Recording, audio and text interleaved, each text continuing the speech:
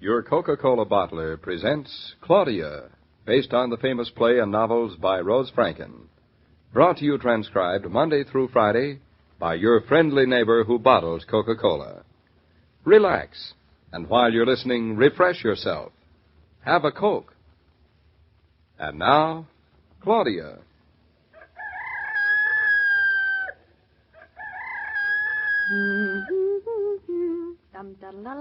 David, are you ready for breakfast? I've got to finish getting the Claudia and David. You'll have to talk a little louder. I can't hear you.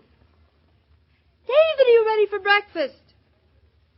For heaven's sakes, David, are you deaf? I am not deep. You're the one that's deep. I'm not. I can hear you perfectly. You haven't said a thing. I said, quote, no, I am not ready for breakfast. Unquote. I didn't hear you. The water is running. It's funny you can hear me. Can I go now? Then you aren't ready for breakfast. Look at me and draw your own conclusion. You look just like Santa Claus. May I go and shave now? The lather is getting dry. Oh, what's the difference? Well, you try shaving with icing on your chin. Really, I don't know why you men make such a fuss about shaving. Here. Looks awfully simple to me. Here's my razor. Now, Thank go you. on, shave yourself. Well, I haven't got time this morning. I'm hurrying.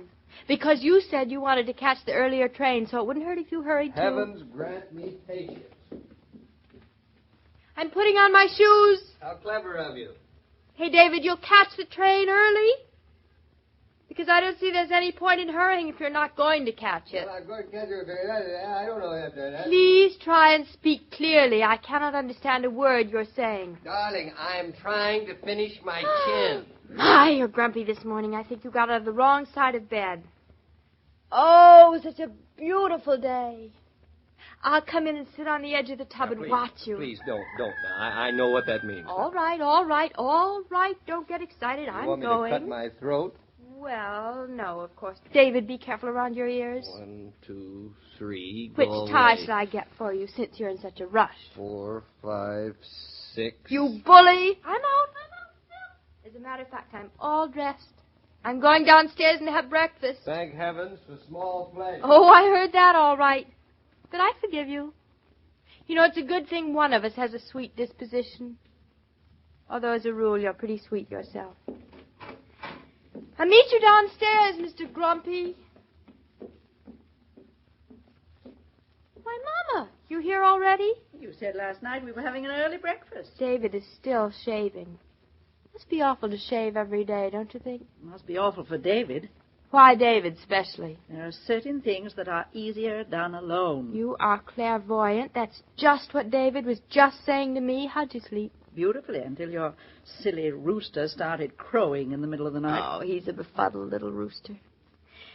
Well, I better get the coffee on. Everything is ready. Say, you're almost as efficient as our maid. Thank you very much. Won't she be disappointed when she gets here and breakfast will be all over? What are we eating this morning? The orange juice is on the table, the dry cereal's on the table, and the coffee is perking on the stove. I'll get it. Say, Mama, do you work by the day or the week? I work by the minute. Top of the morning to you, Mother. Top of the morning to you, David. Good morning, darling. I haven't seen you in years. Here's the coffee. Well, good morning, darling. My, you are looking well this morning, Mrs. Naughton. Oh, what time is it? thank I've got to be you. going. It's time enough for you to eat your breakfast. I don't want any breakfast. I'm not hungry. You are so hungry. Eat your cereal. I put my foot down. Your foot has nothing to do with your cereal. I'll put Go it in the on, cereal. Eat it. It's good for you. I don't want to be done good for. Oh, He's very stubborn this morning, isn't he, Claudia? Terribly. After I slaved over a hot stove, taking that cereal out of the box. Now, look, you two women. I am a big boy now. Well, you are not going to stay very big if you don't eat. All right. Then I'll grow small, but we haven't got much time. Pass me the coffee, Oh, Mother. darling, you can't go into town on an empty stomach. I'll You'll go be on the train. exhausted before noon. I'm exhausted now. I give up. Mama, you see what you can do with I'm him. staying out of this. Thank you, Mother. But for once, I must say Claudia is Darling, right. look. You worry a lot about me. You want me to take it easy and not run around and be careful. And I know you worry because you love me and because of the baby coming. So I worry about you eating because I love you. Pass me the cream, Mother. You're noble in defeat, David. I am a Casper milk toast. That reminds me, make some toast for Casper, Mama. I had to go and open my big mouth. Put your cereal in it. I don't like cold cereal. Want some eggs? I'll boil some eggs. It only takes 3 minutes. Sit down, will you?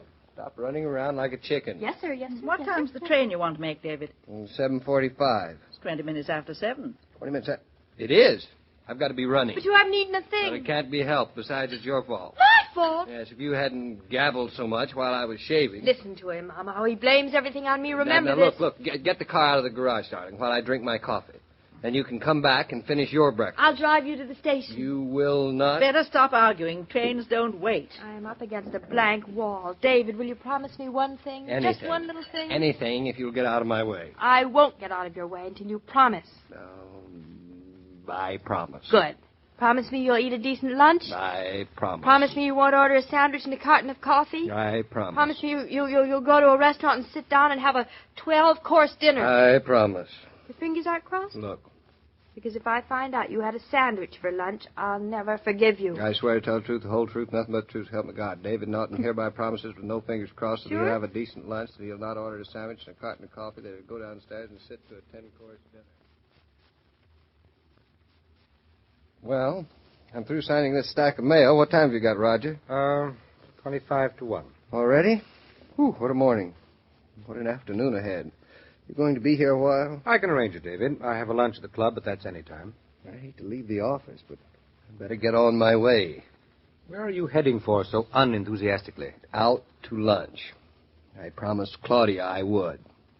You know, I suspect she thinks I come down to the office just for a little relaxation. No architecture involved. All wives think that. A man's office is just an evasion for responsibility. Wouldn't you rather I had a sandwich and a carton of coffee sent up for you? Then you can take your time. I'd much rather, but I promised Claudia I wouldn't. So I'd better go out. David, you are henpecked. Looks like it, doesn't it? Lucky you. Must be nice to be henpecked by Claudia. It is. But don't you tell her I said so. It would be the end. Oh, I think I heard the office door open. I'll see who it is. Hello. I'm sorry, but is Mr. David Naughton here? Oh, yes, he's in the other room. Is he busy? If he is, I'll just leave. But if he isn't... Just a moment. I'll tell him you're here. Just tell him it's Miss Manners, Victoria Manners. Miss Manners, you insulted me. I was very well aware of who you were. That's very sweet. I enjoyed seeing you in your last play very much. Very much indeed. Thank you so much. It's always gratifying to be complimented on a performance. When a play closes, you feel it's the end. But when your audience remembers, well, it's very nice. I'll tell Mr. Naughton you're here.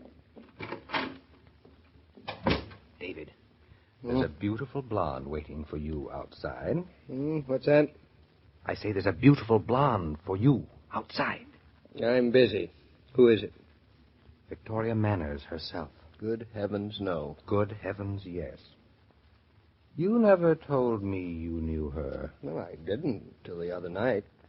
A friend of Claudia's, a chap who's going to run a theater up in Eastbrook this summer, dropped in. He brought her along. Should be a very interesting summer. Shall I send her in? I wonder what she wants. I'm in a hurry. Well, if you don't want to see her, I'll be very happy to. The pleasure is all yours. But I guess I'd better go out and be polite for Claudia's sake. It's wonderful the things a man will do for his wife. Well, hello. This is quite a surprise. Oh, David. I was going by, and I knew your office was in this building. So I thought I'd just drop up and say hello. Well, that was very thoughtful of you. Hello. Hello.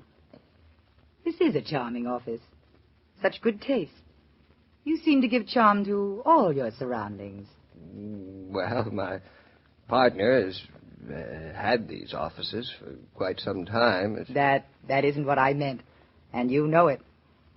It's very forward of me to drop up like this, but it's lunchtime, and I thought if you weren't busy... Well, I was just about to... Well, I mean, I am busy. A big job ahead of me, you know. And... Well, a big job certainly demands a lot of energy. And if you're going to have the strength to go through with it, I think you should have a good lunch. That's faintly reminiscent of a conversation I had over breakfast this morning. Your wife? Women seem to think that everything should be dropped when it comes to a meal. Work, responsibilities, trains. But eating comes first. Your wife is right. I'm heartily in favor of her advice. You work a lot better if you take a little relaxation. Well, Come on. Don't make me have to ask you twice. You can please your wife by taking me to lunch. well, when two beautiful women insist on the same thing, I don't quite see how I can refuse them both. Then it's settled. I know a wonderful little French restaurant right around the corner. They make the most divine oysters a la Rockefeller. All right, I'll be right with you, Miss Manners. You know, I thought I'd have a much harder job bringing you with me. Well, you would have, if it weren't for my wife. What? It's very complicated, Miss Manners. If we're going to have lunch together, you're going to have to call me Victoria, David. Looks as if I'll have to call you Victoria. I'll tell my partner I'm going out. I'll be right with you. I am trapped, Roger. I've got to go and have lunch with Miss Manners. But I'm only going because I promised Claudia that I would go to a restaurant and have a 12-course dinner. Of course, of course. Now, stop nodding like that. If you have any silly ideas about this... Not one. Well, all right, I'll be back as soon as I can and be polite at the same time. Do that. Oh, David. Yes.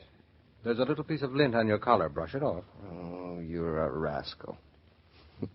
Now, listen, I'm only doing this because of Claudia, mind you. Now, don't get any ideas. I promised her. I know you promised. But you're in this up to your neck, old boy, so run along with Miss Manners for your lunch. Hello. Oh, Claudia. Hello, dear. No, David isn't here. He just stepped out. He's on his way to lunch. Oh, you call to be sure he has a decent lunch? No, he isn't having a sandwich set up. I promise you. My word of honor, he is on his way to lunch. David wouldn't break a promise to you. Oh, and Claudia, David is going to have some lunch.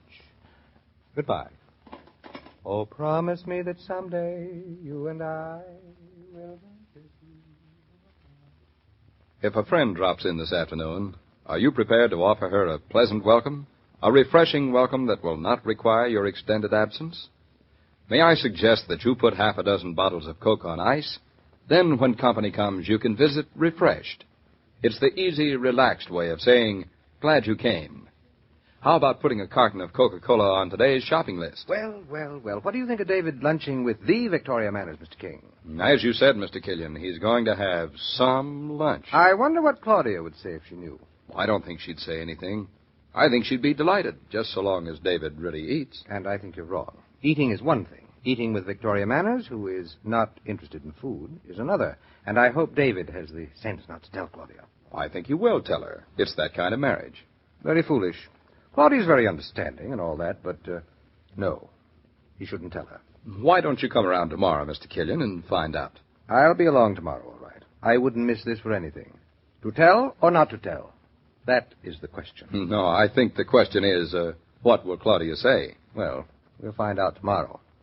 See you then. Goodbye, Mr. Killian. As I was about to say, every day, Monday through Friday, Claudia comes to you transcribed with the best wishes of your friendly neighbor who bottles Coca-Cola. So listen again tomorrow at the same time. And now this is Joe King saying au revoir.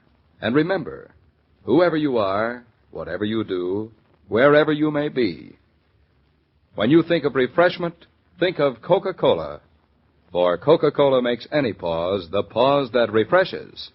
And ice-cold Coca-Cola is everywhere. These broadcasts are adapted for radio by Manya Starr. The entire production is supervised and directed by William Brown Meloney. And now here's a word from your friendly neighbor who bottles Coca-Cola.